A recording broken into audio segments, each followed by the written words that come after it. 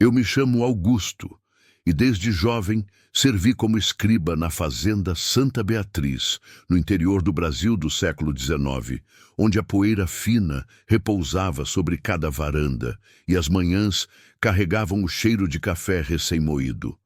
Meu trabalho era registrar acordos, colheitas e, às vezes, destinos inteiros de pessoas que jamais seriam ouvidas.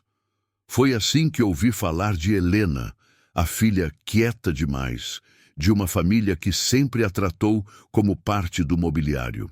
Diziam que ela não tinha brilho, mas bastou vê-la cruzar o pátio, com o vestido simples e olhar baixo, para entender que havia ali uma história que ninguém se preocupou em decifrar.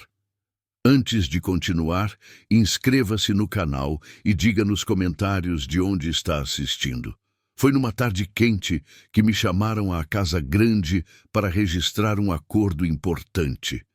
Os corredores tinham aquele eco antigo de casas que guardam mais silêncio do que risos. Quando entrei na sala, vi Helena sentada ao lado dos pais, as mãos entrelaçadas como quem tenta segurar o próprio destino. Foi ali que anunciaram, com naturalidade quase ensaiada, o casamento arranjado entre ela e um jovem proprietário de terras vizinhas.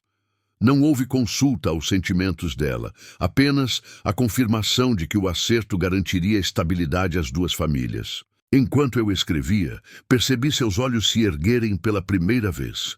Havia neles uma pergunta que ninguém parecia disposto a ouvir. E foi nesse instante que compreendi algo que me acompanharia por todos os dias seguintes. Havia algo no olhar dela, algo que mudaria tudo. Uma espécie de súplica silenciosa, mas também um lampejo de coragem escondida, como se ela lutasse para existir num mundo que preferia esquecê-la. Talvez tenha sido ali que meu papel começou a mudar, mesmo que eu não tivesse consciência disso. Porque quando anotei as últimas palavras daquele acordo, senti que aquela história ainda estava longe de ser escrita de verdade. E, se você pensa que esse momento já é intenso, vai se surpreender com o que vem a seguir. Os dias que antecederam o casamento foram marcados por uma quietude tensa na fazenda, como se até o vento evitasse perguntas. Helena passou a circular mais pela varanda, sempre acompanhada pela mãe ou pelo noivo, Arthur, um homem educado, mas distante, cuja delicadeza parecia resultado de costume, não de afeto. Mesmo assim, notei pequenos gestos entre eles. Ele lhe oferecia o braço ao descer os degraus, e ela lhe entregava um sorriso curto, quase tímido, mas verdadeiro.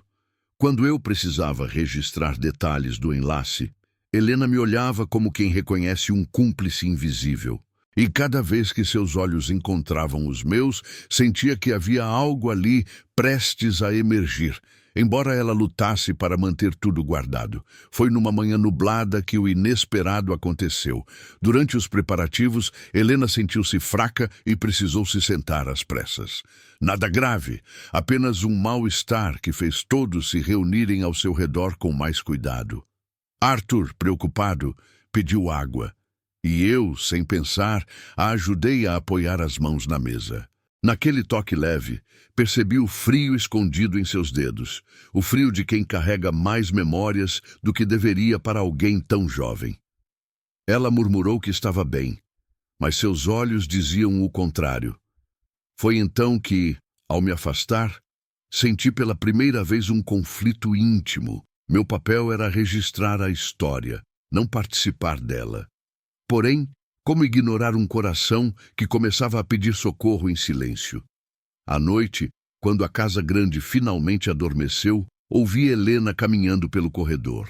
Seus passos eram tão leves que pareciam feitos de hesitação.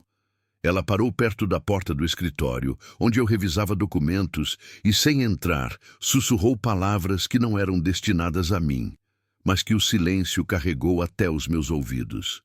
Eram palavras carregadas de medo e esperança, como se confessasse à própria sombra algo que guardava desde a infância. Não deveria ter ouvido, mas ouvi. E o que ela murmurou naquela noite ainda ecoa em mim. Se você imagina que isso já é profundo, vai se surpreender com o que vem adiante. No dia da cerimônia, a casa grande fervilhava com sussurros vestidos de seda e expectativas arrumadas em bandejas de prata. Helena caminhava entre os convidados como quem percorre um labirinto que não escolheu entrar. Quando uma tia distante insinuou que ela não era suficientemente preparada para ocupar o novo lugar na sociedade, vi seus ombros encolherem com a sutileza de quem aprende desde cedo a caber nos espaços que lhe dão. Ninguém percebeu, mas eu sim. E foi nesse instante que entendi.